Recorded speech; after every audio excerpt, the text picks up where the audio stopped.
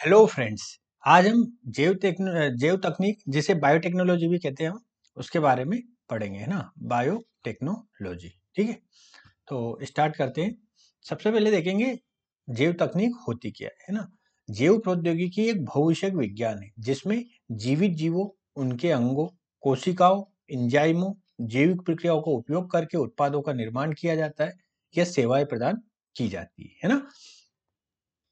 इसका उपयोग कृषि, औद्योगिक, औषधि, पर्यावरण और अन्य क्षेत्रों में भी किया जाता है ना। जैव प्रौद्योगिकी की अगर हम शाखाओं को देखें तो ये विभिन्न प्रकार में विभक्त होती है ना। जैसे कृषि जैव प्रौद्योगिकी, इसमें फसलों की जैविक विशेषताओं को सुधारने के लिए जीन संशोधन और अन्य तकनीकों का उपयोग किया जाता है ना। जैसे कि कीट प्रतिरोधी या सूखा सहनशील फसलें विकसित करना। भारत में आप देखेंगे तो बीटी कॉटन, है ना, कपास के संबंध में बीटी कॉटन फसल का उपयोग किया जाता है।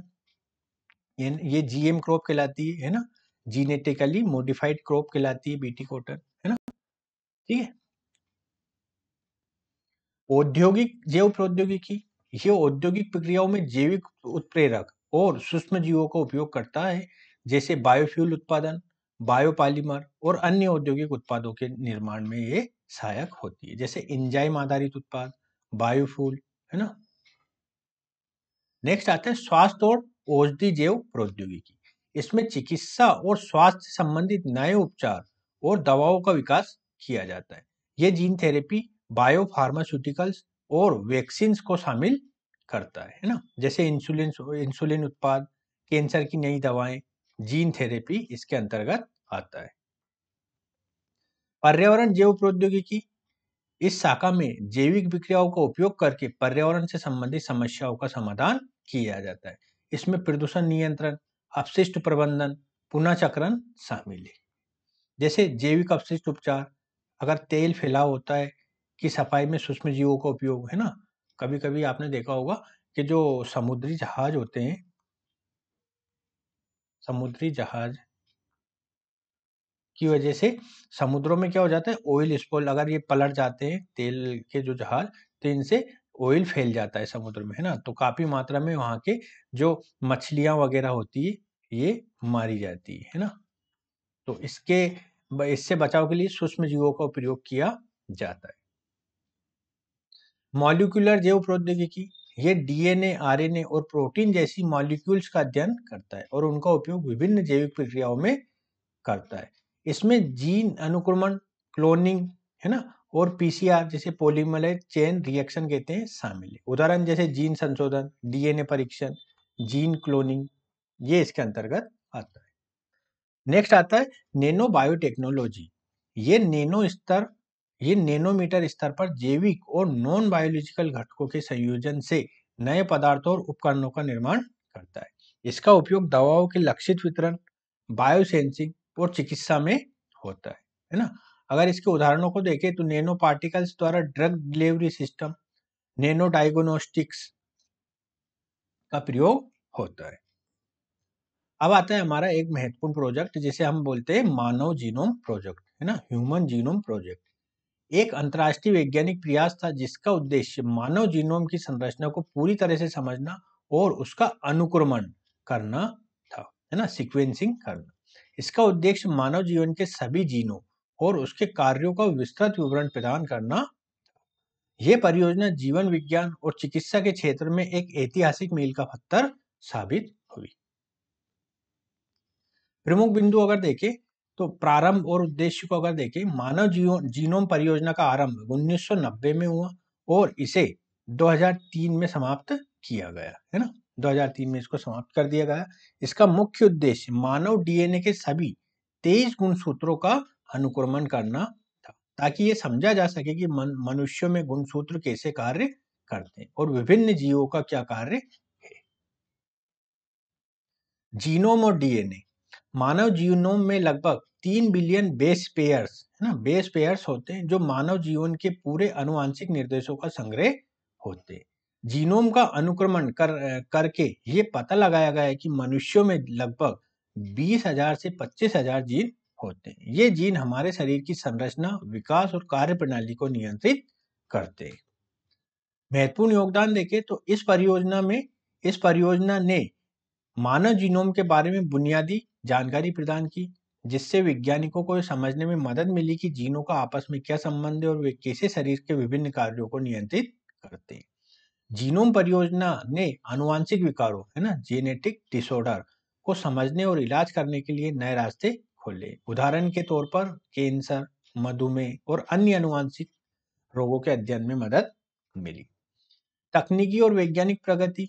इस परियोजना ने जीनोम अनुक्रमण की नई तकनीकों और उपकरणों का विकास किया है, जिसका आज भी चिकित्सा अनुसंधान में उपयोग किया जाता है।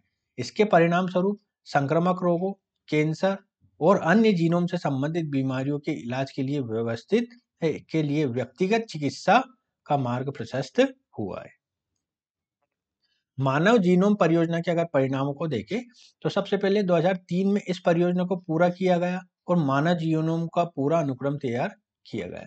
इससे प्राप्त डेटा का उपयोग विभिन्न वैज्ञानिक और चिकित्सा अनुसंधान में किया गया, जैसे कि नए इलाज विकसित करना, जीनोम आधारित चिकित्सा और रोगों की उत्पत्ति को समझना। अब आता है हमारा एक और टर्मिनोलॉजी, स्टेम सेल, है ना। स्टेम सेल क्या होता है? ये एक विशेष प्रकार की कोशिका होती है जिनमें विभाजन की क्षमता होती है और ये अन्य प्रकार की विशिष्ट कोशिकाओं में बदलने की क्षमता रखती है। स्टेम कोशिकाओं का उपयोग चिकित्सा, पुनर्रचना और चिकित्सा बायोलॉजिकल अनुसंधान में किया जाता है। इस स्टेम सेल के अगर हम प्रकारों को देखें तो पहले नंबर पर आता है प्लूरिपोटेंट स्टेम सेल। ये कोशिकाएं किसी भी प्रकार की विशेष कोशिकाओं में बदलने की क्षमता रखती है, जैसे कि हड्डी, मांसपेशी, रक्त, तंत्रिका कोशिकाएं आदि। ठीक है। दूसरा आता है एम्ब्रियोनिक स्टेम सेल। ये कोशिकाएं भ्रूण, जिसे एम्ब्रियो कहते हैं, से प्राप्त की जाती है और ये प्लूरिपोटेंट होती है। ये किसी भी प्रकार की कोशिका में बदल सकती है। मेट्यूलर स्टेम सेल, है ना, एडल्ट स्टेम सेल इसे कहते हैं। ये कोशिकाएं शरीर के विभिन्न अंगों में पाई जाती है और ये केवल कुछ विशिष्ट प्रकार की कोशिकाओं में बदलने की क्षमता रखती है। उदाहरण के तौर पर अगर देखें तो रक्त में स्टेम सेल केवल रक्त की कोशिकाओं में बदल सकते हैं। हेमेटोपाइटिक स्टेम सेल, है ना, ये मुख्य रूप से रक्त और हड्डी मज्जा, है ना, जिसे बोन मैरो कहते हैं, से प्राप्त होती है और रक्त कोशिकाओं का निर्माण होता है। मेसेनकाइमल स्टेम सेल, है ना, ये हड्डियों, उपास्थि, मांसपेशी और वसा जैसी कोशिकाओं में बदल सकती है। ठीक है। नेक्स्ट आता है ओमिनिपोटेंट स्टेम सेल। ये स्टेम कोशिकाएं पूरी तरह से एक प्रकार की कोशिकाओं में ही बदलने की क्षमता रखती है, जैसे कि हड्डी मज्जा स्टेम कोशिकाएं केवल रक्त कोशिकाओं में ही बदल सकती है ना। अब स्टेम सेल के उपयोगों को अगर हम देखें तो पहला आता है पुनर्रचनात्मक चिकित्सा, जिसे रीजनरेटिव मेडिसिन कहते हैं।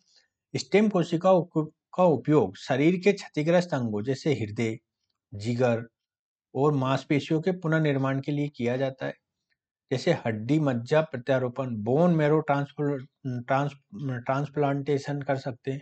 का उपयोग रक्त विकारों जैसे ल्यूकेमिया के उपचार में किया जाता है ना। किसके? ल्यूकेमिया के उपचार में किया जाता है। चिकित्सा अनुसंधान। स्टेम कोशिकाएं अनुसंधान में उपयोगी होती हैं क्योंकि इनमें विभिन्न प्रकार की कोशिकाओं की उत्पत्ति की जा सकती है, जिससे हम विभिन्न बीमारियों का अध्ययन कर सकते हैं। इसमें नया इलाज खोजने, दवाओं का परीक्षण करने, रोगों के इलाज की नई दिशा मिल सकती है। कोशिका चिकित्सा, सेल थेरेपी। स्टेम कोशिकाओं का उपयोग ऐसी बीमारियों के उपचार में किया जाता है जिनमें अंगों और ऊतकों की क्षति होती, जैसे कि शारीरिक आघात, मांसपेशी की कमजोरी, पार्किंसन रोग और अन्य न्यूरोलॉजिकल विकार। Gene therapy. स्टेम कोशिकाओं में जीन बदलाव करके किसी खास बीमारी का इलाज किया जा सकता है। उदाहरण के लिए किसी रोगजनक जीन को ठीक करने के लिए स्टेम कोशिकाओं का उपयोग किया जाता है। कैंसर उपचार। कैंसर के उपचार में स्टेम कोशिकाओं का उपयोग किए जाने वाले अनुसंधान में बहुत संभावना है। स्टेम कोशिकाओं के माध्यम से कैंसर कोशिकाओं को लक्षित किया जा सकता है या नई कोशिकाओं का निर्माण किया जा सकता है ना। तो जैव तकनीक के बारे में अगर और भी चीजें अगर हम देखें तो इसमें आ जाता है क्लोनिंग, है ना। क्या आ जाता है? क्लोनिंग आ जाता है। ठीक है। 3 पेरेंट्स बेबी, है ना, 3 पेरेंट बेबी, इनवर्टो फर्टिलाइजेशन, ठीक है। और DNA profiling, DNA profiling, brain mapping, है ना, ब्रेन मैपिंग,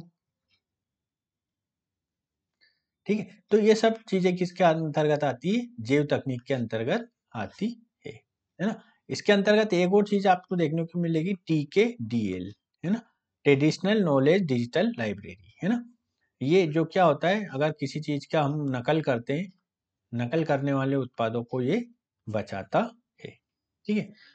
अब हमारा नेक्स्ट, अगर हम देखें इसके आगे की चीजों को इसका हटाकर, तो क्या आता है, IPR, है ना, इंटेलेक्चुअल प्रॉपर्टी राइट्स, है ना, इंटेलेक्चुअल प्रॉपर्टी राइट्स।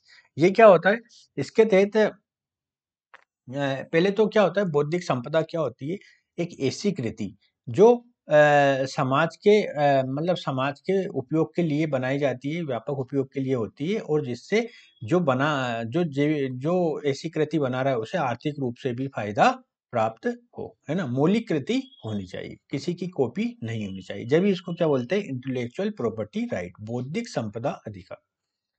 इसको अगर हम देखें तो ये बहुत प्रकार के होता है, जैसे कॉपीराइट होता है ना, कॉपीराइट, कॉपीराइट। दूसरा trademark, trade mark. Geographical indication, GI tag जिसे हम बोलते हैं, है ना, किस क्षेत्र विशेष से संबंधित होता है। नेक्स्ट अगर देखें तो trade secret, trade secrets. Next देखें तो पेटेंट, है ना, पेटेंट। तो ये विभिन्न तरह के IPR की कैटेगरी वाली चीजें हैं। नेक्स्ट हम देखेंगे, नेक्स्ट अगर हम देखें तो वो आता है रोबोटिक्स, रोबोटिक्स, ठीक है। तो रोबोटिक्स क्या होता है, रोबोटिक्स क्या होता है, मानव के जो काम को आसान करने के लिए मशीनों का प्रयोग किया जाता है, AI का प्रयोग करके, आर्टिफिशियल इंटेलिजेंस का प्रयोग करके, उन्हें हम रोबोटिक्स कहते हैं। रोबोटिक्स विभिन्न प्रकार के होते हैं, है ना। जैसे आप देखेंगे तो मशीन लर्निंग, जो मतलब है ना, मशीन लर्निंग से जो बनाए जाते हैं, है ना, ऑटोमेटिक होते हैं, मशीन लर्निंग, ठीक है ना। दूसरी तरफ विभिन्न क्षेत्रों में प्रयोग होते हैं जो, है ना, जैसे हो गया डिफेंस, डिफेंस में, है ना, डिफेंस टेक्नोलॉजी में, मेडिकल साइंस में, मेडिकल साइंस में प्रयोग होता है ना। कृषि क्षेत्र में भी ये प्रयोग होने लगे हैं, है ना, कृषि क्षेत्र में भी प्रयोग होने लगे, ठीक है। अवसंरचना निर्माण में भी इनका प्रयोग होने लगा है, अवसंरचना निर्माण में, अवसंरचना निर्माण में इनका प्रयोग होता है। तो विभिन्न क्षेत्रों में रोबोटिक्स का प्रयोग होता है ना। भारत में रोबोटिक सोसाइटी ऑफ इंडिया, है ना, रोबोटिक्स के संबंध में विभिन्न प्रकार के अनुप्रयोगों को बढ़ावा देती है ना। तो भारत सरकार भी रोबोटिक्स को बढ़ावा देने के लिए प्रयास कर रही है। नेक्स्ट आता है नैनो तकनीक, है ना, नैनो तकनीक, ठीक है। तो नैनो तकनीक क्या होता है, पदार्थों को परमाणुिक स्तर पर, मतलब 10⁻⁻10 mm के आसपास छोटा बनाकर, उनके जो गुणों को एनालिसिस करके विभिन्न प्रकार के अनुप्रयोगों को बढ़ावा देना नैनो तकनीक कहलाती है ना। तो नैनो तकनीक से विभिन्न प्रकार के, है ना, विभिन्न प्रकार के कार्य किए जाते हैं जो मानव के उपयोग में महत्वपूर्ण होते हैं, मानव के उपयोग में महत्वपूर्ण होते हैं। इसमें एक अवधारणा आती है ग्रे गू और ग्रीन गू, है ना। मतलब कहना ये चाह रहा है कि कोई भी चीज को इतना जैविक या अजैविक इतना छोटा किया जा सकता है जिससे मानव के अस्तित्व को खतरा बन सकता है ना। इसे ग्रे गू और ग्रीन गू कहते हैं। सेम टू सेम रोबोटिक्स में भी एक नियम आता है, असीमो का नियम, है ना, असीमो का नियम। ये नियम क्या बताता है कि जो रोबोट होते हैं कभी भी मानव